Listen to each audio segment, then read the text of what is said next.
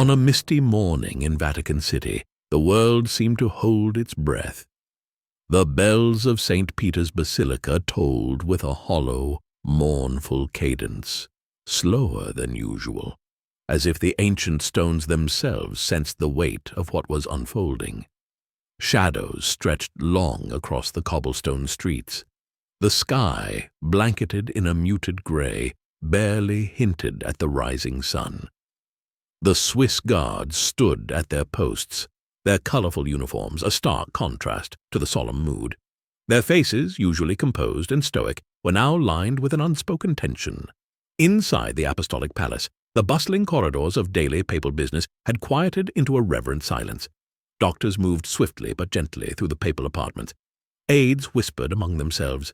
Their steps softened as if noise itself would disturb the fragile balance of life within those walls.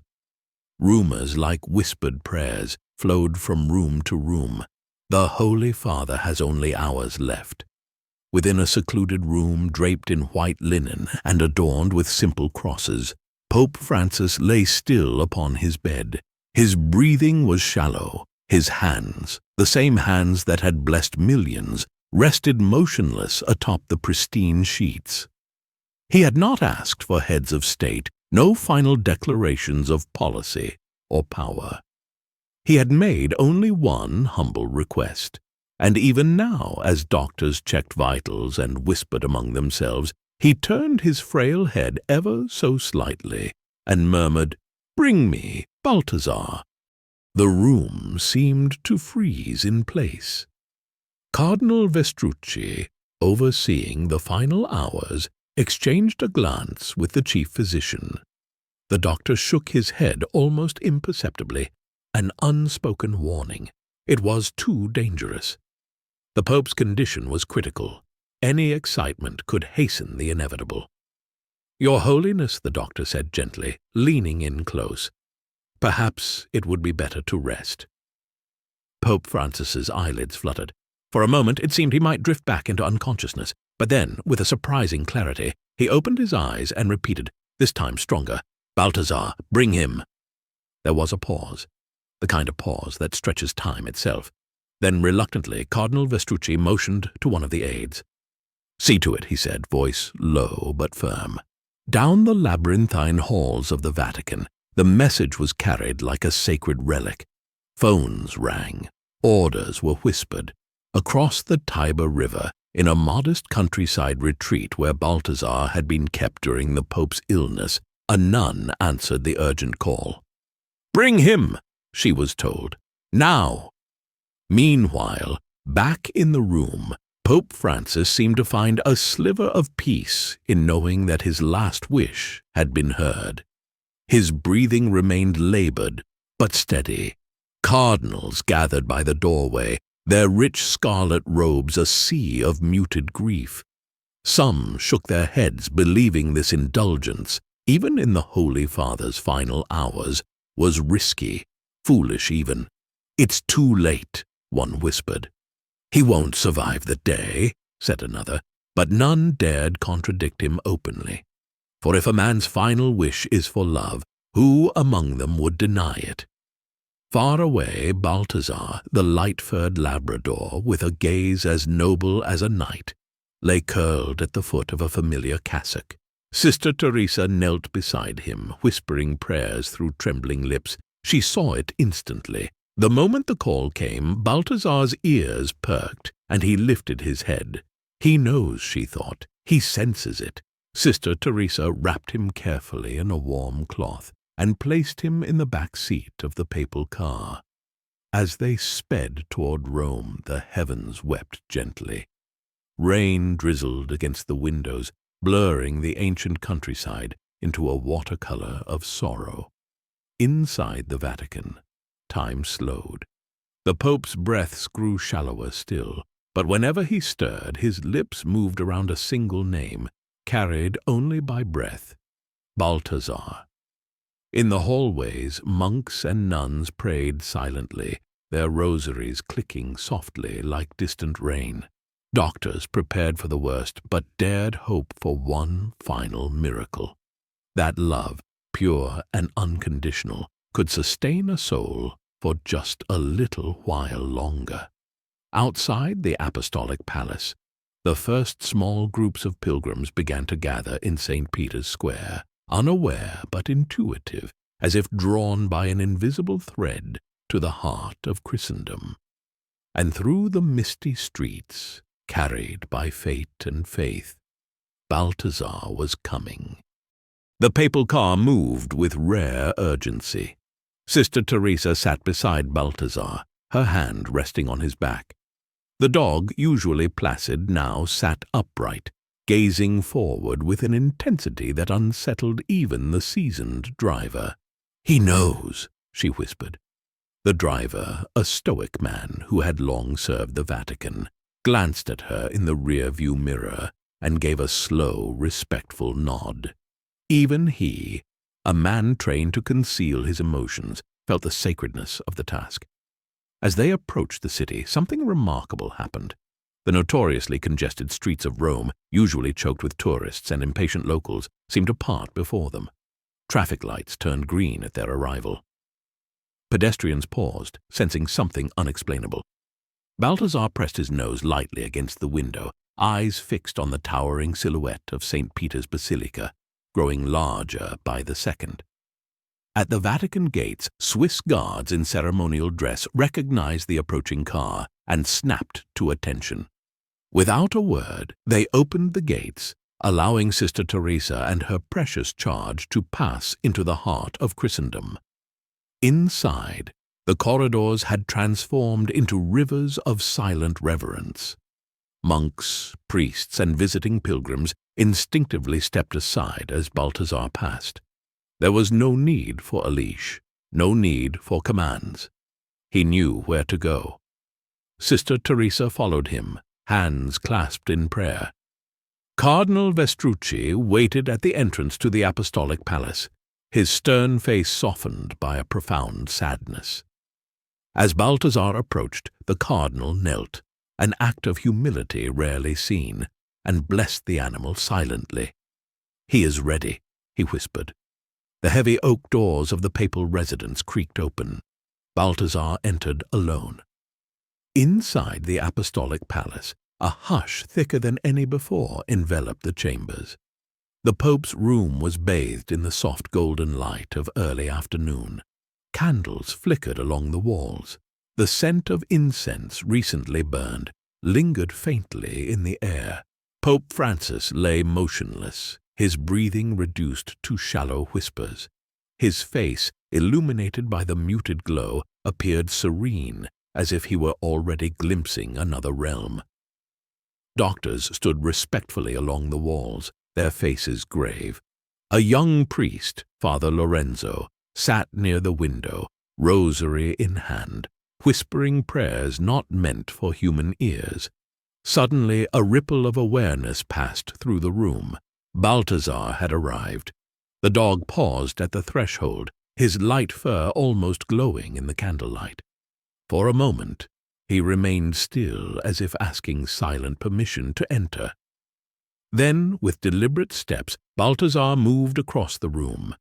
Those present, cardinals, physicians, aides, stepped back instinctively, forming a path.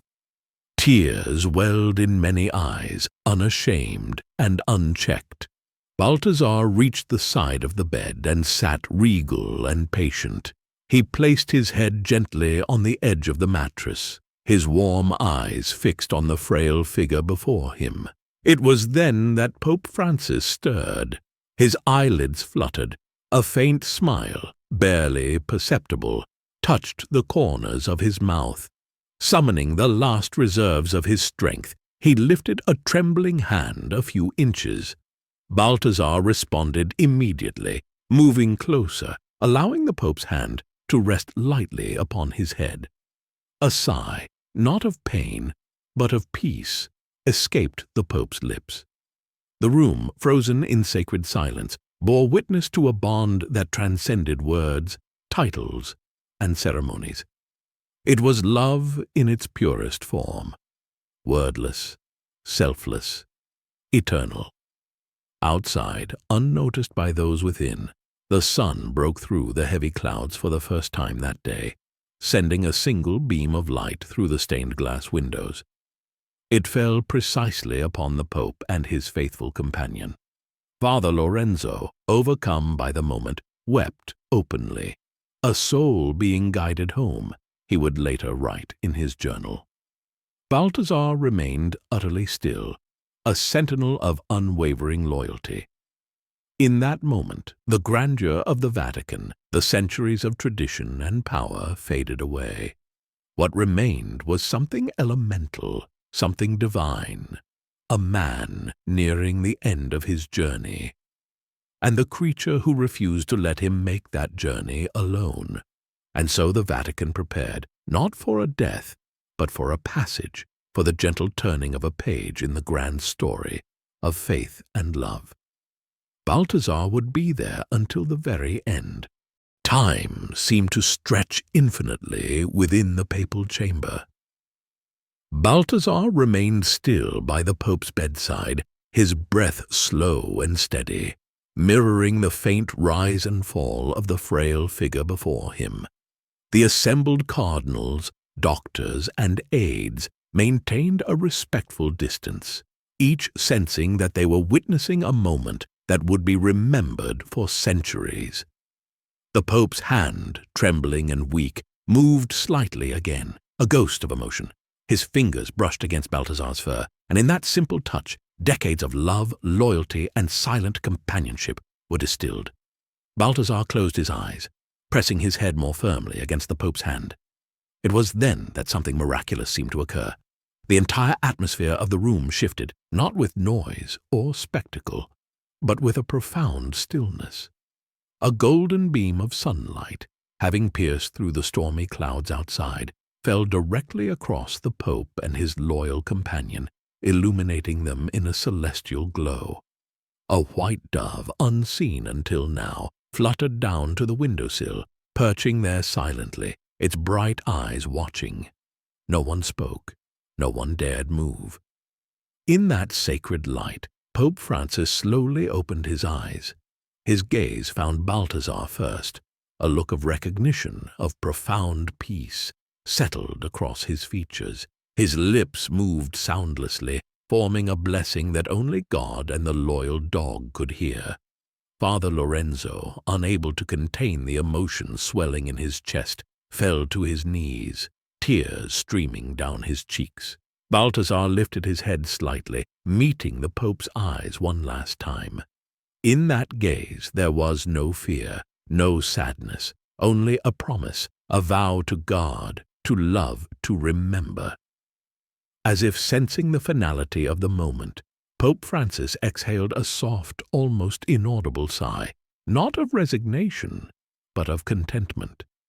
Outside, the bells of St. Peter's began to toll once more, slow and solemn, their echoes rolling across the eternal city like a heartbeat of grief and reverence. Balthasar did not move. He remained there, a living monument of loyalty, as the Pope's breathing grew fainter still. In the vastness of that small room, time folded in on itself, wrapping the two friends in a cocoon of grace. And then, with the gentlest of final breaths, Pope Francis slipped away. The monitors by the Pope's bedside let out soft, steady beeps, then a final, lingering tone. The chief physician, with tears blurring his vision, approached and confirmed what everyone already knew deep within their hearts. His Holiness has passed. No one moved, no one spoke. Balthasar, sensing the shift in the very air, lifted his head. He looked first at the Pope's now still face, then turned his gaze to each person in the room, as if silently acknowledging their shared grief. With slow, deliberate steps, he circled the bed once, a final act of devotion, before settling at the foot of the bed. There he lay, head resting upon his paws, his body still, his spirit unbroken. The white dove on the windowsill gave a single soft coo before lifting into the air, spiraling once above the Vatican gardens, before disappearing into the golden haze of the evening sky. Outside, in St. Peter's Square, The gathered crowd, many of whom had arrived without knowing why they felt compelled to come, fell to their knees as the tolling bells continued. Candles flickered to life, their small flames trembling against the gathering dusk. The news spread like wildfire. Pope Francis had returned to the Father, but in the quiet of the papal chambers, before official pronouncements and rituals could begin, something sacred continued. Balthazar remained by his master's side, a faithful sentinel. Doctors lowered their heads. Cardinals wept openly. Even the Swiss guards, known for their rigid discipline, stood with tears in their eyes, their halberds lowered in solemn salute. It was as if the world, for one brief shining moment, understood what truly mattered. Not power, not ceremony, but love, simple, pure, unbreakable. Hours passed before anyone could bring themselves to move. When, at last, the time came to prepare the Holy Father's body for the rites to come, Cardinal Vestrucci approached Sister Teresa and whispered, "Let him stay until the end." And so he did. Balthazar remained through the night, through the prayers, through the solemn preparations. He did not leave his post until dawn broke over the city, casting new light upon the world that had lost a shepherd, but had witnessed in his final moments the truest form of love ever known. As the first rays of dawn crept over the rooftops of Rome, the world awoke to the sorrowful news. Television networks interrupted their broadcasts. News anchors spoke in hushed, reverent tones. Across continents and oceans, from Buenos Aires to Nairobi, from Manila to New York, people paused and wept. Images flooded social media, the soft candlelight of St. Peter's Square, the sea of bowed heads, the lone white dove soaring against a purple sky. But it was a single grainy photograph that captured hearts most fiercely. Balthazar, lying motionless at the foot of Pope Francis's bed. The image spread like wildfire, igniting emotions beyond creed or nationality. People who had never stepped foot inside a church, who had never uttered a prayer, found themselves moved to tears by the sight of that faithful creature refusing to abandon his master even in death. The world's greatest cathedrals flung open their doors. Vigils sprang up spontaneously. Candles flickered on street corners. Bouquets of wildflowers carpeted the steps of churches, and quiet hymns filled the night air. Stories, too, began to swirl. Some claimed that Balthazar had howled the moment the Pope's soul departed. Others whispered that they had seen the dove circle St. Peter's Basilica 3 times before vanishing into the clouds. Still others, the most romantic among them, believed that Pope Francis's final words, though inaudible to human ears, had been a blessing bestowed upon his beloved companion. The Vatican, usually measured and formal in its communications, released a rare, tender statement. His Holiness passed peacefully, accompanied in his final moments by one whose loyalty and love bore witness to the gospel in its purest form. Around the world, pets, dogs, cats, birds, were brought to churches to receive blessings in honor of Pope Francis and Balthazar. Memorials sprung up. A park in Buenos Aires dedicated to Balthazar. A children's hospital in Manila adorned with murals of Pope Francis petting a dog. Balthazar's loyalty had become more than a personal act. It had become a symbol.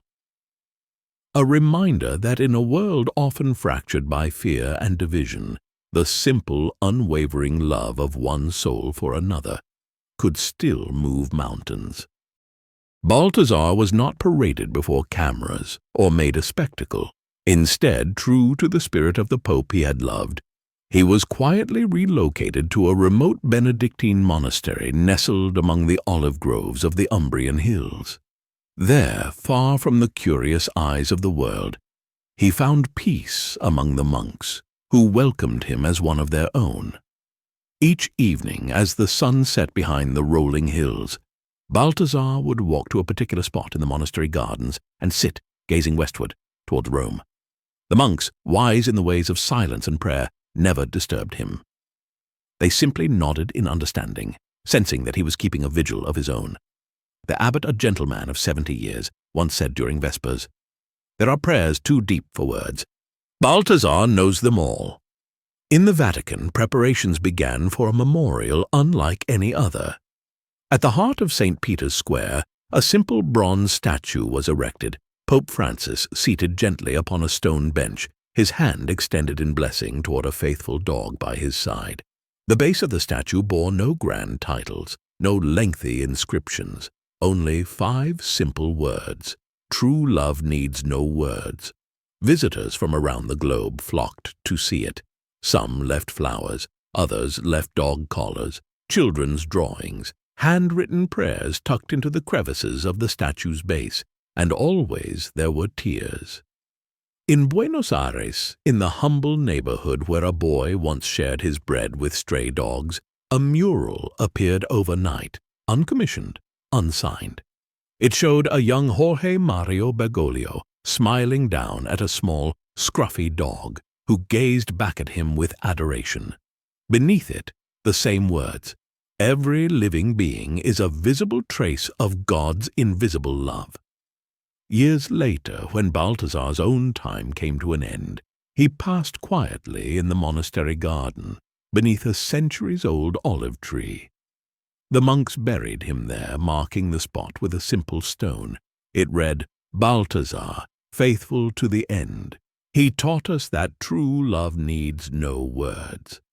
And in that sacred place, far from the roar of politics and the clamor of history, the memory of a pope and his loyal friend lived on, not in grand monuments, but in every silent act of kindness, every prayer whispered in solitude, every moment of unconditional love shared between two souls. For in the end, that was Pope Francis's final sermon to the world, that the greatest homilies are not spoken, they are lived. And sometimes they are lived best by those who cannot speak at all.